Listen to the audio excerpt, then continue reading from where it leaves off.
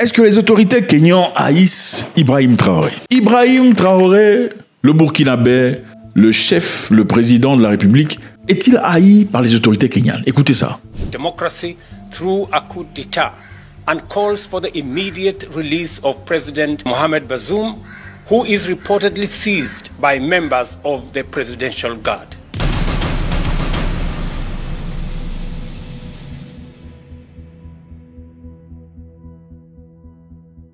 Je pense qu'il est très important dans la vie de réaliser que quand vous faites quelque chose d'important, vous serez toujours critiqué. Que ce soit dans le bon ou dans le mal, si c'est une chose emphatique, croyez-moi, il est important que vous soyez critiqué. En effet, si vous n'avez jamais été critiqué, si vous êtes celui qui plaît à tout le monde, si tout le monde vous aime, d'accord, vous n'allez nulle part dans la vie. Ce n'est pas pour vous encourager à être méchant, sadique, mauvais.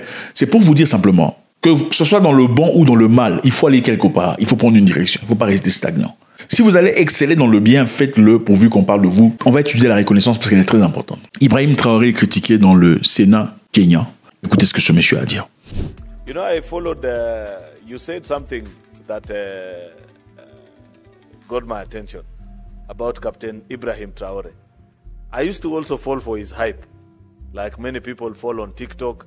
I saw another journalist another time saying, oh, did you see the way he was cheered when he arrived for the inauguration of the Ghanaian new president, Mr. Speaker? And I was excited like most people.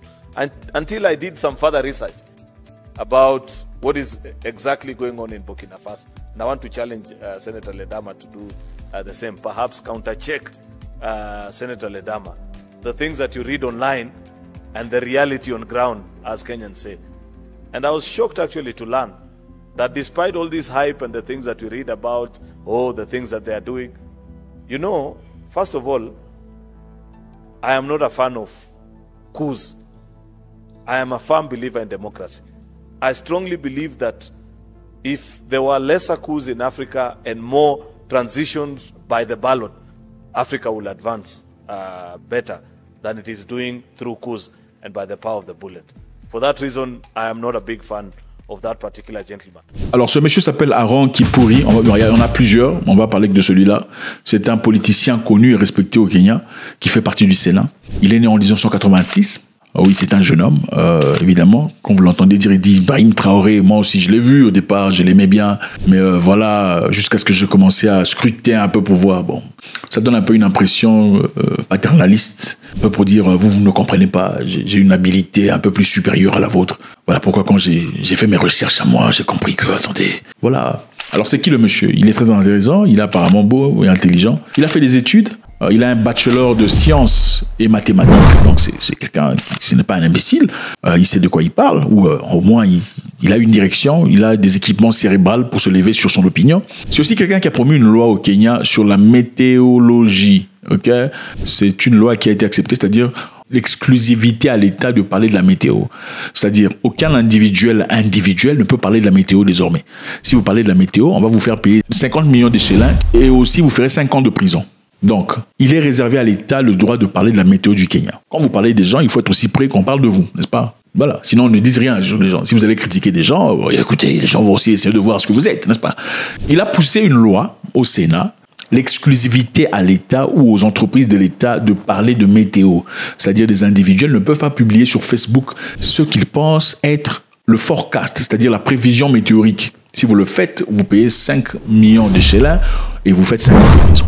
Mais évidemment, il faut se poser la question de savoir, pour un pays qui semble avoir des difficultés ici et là, pourquoi une personne se focaliserait sur passer une loi qui interdise aux individuels de parler de météo? C'est-à-dire des gens qui passent leur journée à étudier l'atmosphère et prédire il va pleuvoir. Oui, il y a des gens qui font ça. Ils le publient dans les applications, ils le publient sur Facebook et partout ailleurs. Aux États-Unis, c'est autorisé, c'est légal. Au Canada, en Angleterre, dans plusieurs pays qui sont respectés d'ailleurs. Le Kenya fait beaucoup de choses. Écoutez, on va parler et critiquer M. Traoré. On va essayer un peu de voir aussi d'où ça vient, n'est-ce pas?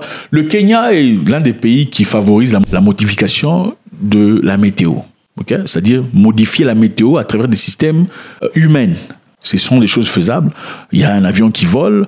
On appelle ça cloud seeding en anglais. Je ne pourrais malheureusement pas faire toute la translation en français. Je ne suis pas francophone. Veuillez comprendre mon émotion. Je vous fais faveur d'ailleurs, vous en parlez en français. Ok, on continue. Le cloud seeding, c'est une technique qu'on applique pour changer la météo. C'est-à-dire pousser la pluie. On essaie de comprendre pourquoi il a voté cette loi, n'est-ce pas? N'est-ce pas, non? Ok, on va voir. Alors, le cloud seeding a été introduit au Kenya dans les années 2000. L'objectif, c'est quoi? Pousser la pluie qui n'est pas naturelle à pleuvoir. Dans l'objectif de faire quoi? Il y a des grandes parties du Kenya qui sont arides, qui sont sèches.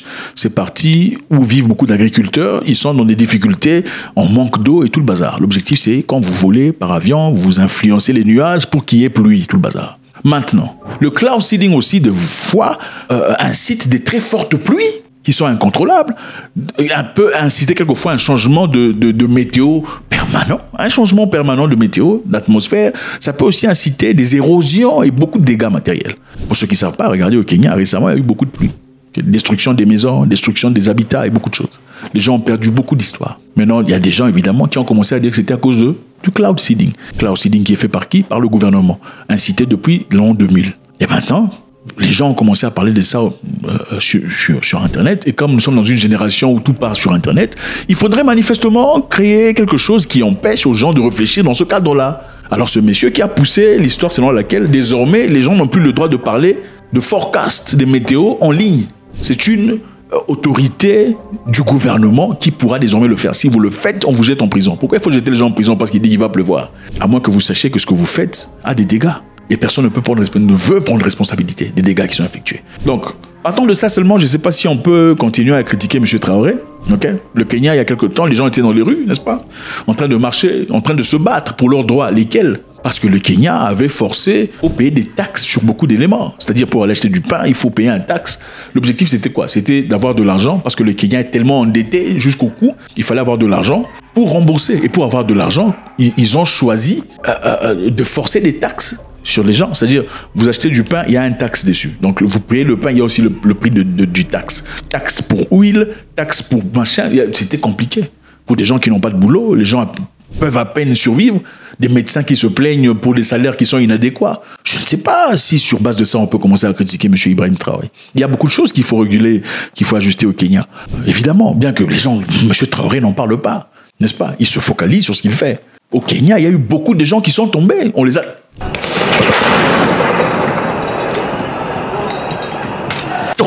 Oui, il faut dire la vérité. Pendant que les gens marchaient, il a fallu que beaucoup de gens tombent pour qu'ils s'arrêtent, pour qu'ils disent écoutons ce qu'ils ont à dire. Personne n'en parle. Les gens ne disent pas moi aussi, j'appréciais le Kenya, mais écoutez, c'est ça. Avant de parler de quelqu'un, il faut aussi essayer de voir ce qui se passe à l'intérieur.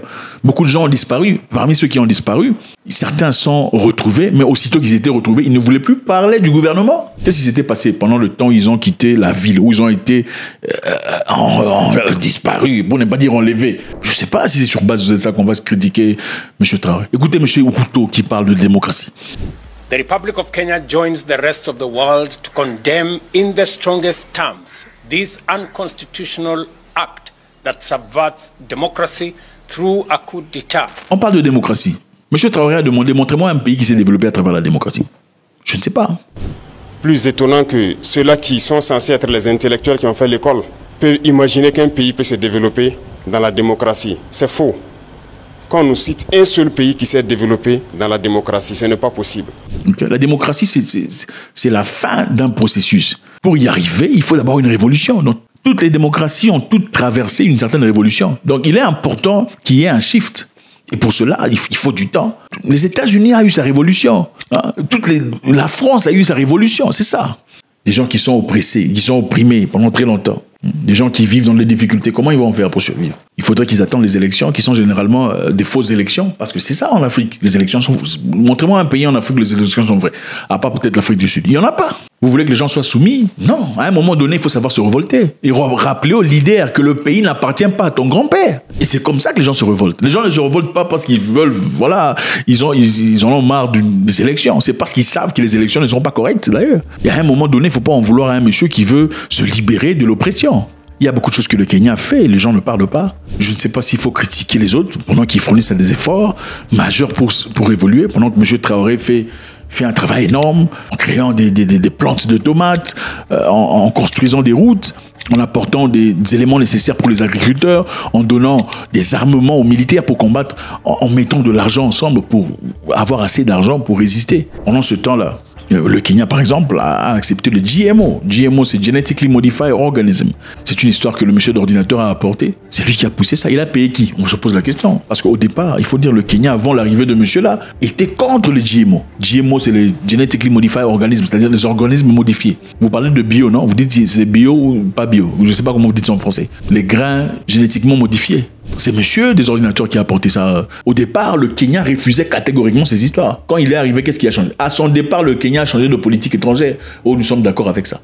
Ces semences génétiquement modifiées permettent aux travailleurs et aux agriculteurs de pouvoir survivre au-delà de la sécheresse, c'est-à-dire que ces semences résisteraient à la sécheresse, résisteraient aux insectes et tout le bazar. C'est bien beau tout ça, ça pousse vite et puis les fruits sont tout rouges, d'accord. Mais la finalité, c'est quoi? Quand vous produisez ainsi, il faut encore replanter, n'est-ce pas? Quand vous plantez, ça produit, les fruits sortent, il faut replanter ces graines ou ces seeds ne sont pas replantables. Vous plantez votre avocat, l'avocat sort, vous sortez l'avocat a son noyau. Vous mettez le noyau sous sol, le noyau ne pousse pas. Pourquoi? Parce que c'est génétiquement modifié. C'est-à-dire, en fin de compte, quand vous plantez, il faut rentrer chez le fournisseur pour acheter. Vous devenez subscriber for life, client de vie. Ça se passe au Kenya, mais bon, M. Traoré ne critique jamais ça. Non, il y a beaucoup de choses dont les gens ne sont pas tout à fait d'accord, mais ils ne font jamais des vidéos disant « moi je suis contre tout ça ». Bon, écoutez, je pense qu'à un moment donné, il faut se focaliser sur le Kenya. Il faut améliorer la vie des Kenyans. Il faut améliorer la vie des femmes kenyanes qui vont chercher du boulot au Moyen-Orient. Comme ils ont négocié récemment un prix minimum, un salaire minimum. Vous allez négocier un salaire minimum pour vos travailleurs qui sont domestiques. Pendant que vos docteurs sont en difficulté, ils sont en train de marcher dans les rues en révolte parce que leur salaire est inadéquat. Je pense que les priorités ne sont pas bonnes là. C'est ça. Donc, M. Traoré est attaqué de partout. Quand vous brillez dans un domaine, attendez-vous à la résistance. Si on ne vous a jamais résisté, vous n'êtes personne. M. Traoré fait le buzz sans vouloir faire le buzz. C'est ça. Un homme fort doit faire le buzz quelque part. Ok, M. Traoré ne s'est jamais impliqué dans ces... Vous avez déjà fait un voyage là-bas? Il n'a jamais été. Je pense qu'il est important. Il n'est pas Jésus, M. Traoré. Jésus a été critiqué par qui? Vous connaissez. Qui ont fini Jésus? Vous connaissez. Ce sont des gens proches. Ce ne sont pas des gens éloignés. Au moment où les gens essaient de se mettre ensemble, il y a des Noirs. On a pris quelques Noirs en Afrique pour aller combattre d'autres Noirs. C'est difficile de comprendre. Il n'y a pas un autre moyen. Il ne fallait pas chercher un blanc là-bas pour aller faire ça. Il faut seulement un pays des Noirs. Je pense que M. Traoré n'a jamais fait de commentaires par rapport à ça. M. Aaron Kipikri Chirouyok, il n'est pas la seule personne à en voir parler. On a parlé simplement de lui parce qu'on n'a pas beaucoup de temps. Je pense que c'est quelqu'un d'assez élégant. Cette élégance doit aussi être transmise dans ses messages à l'égard d'un président de la République. S'il a parlé de M. Traoré voulant contredire ce que son homologue sénateur avait dit, dans ce cas, il faudrait contredire le sénateur sans essentiellement aller à la critique de M. Traoré. Faites-moi savoir ce que vous en pensez, c'est toujours avec beaucoup de plaisir. God bless.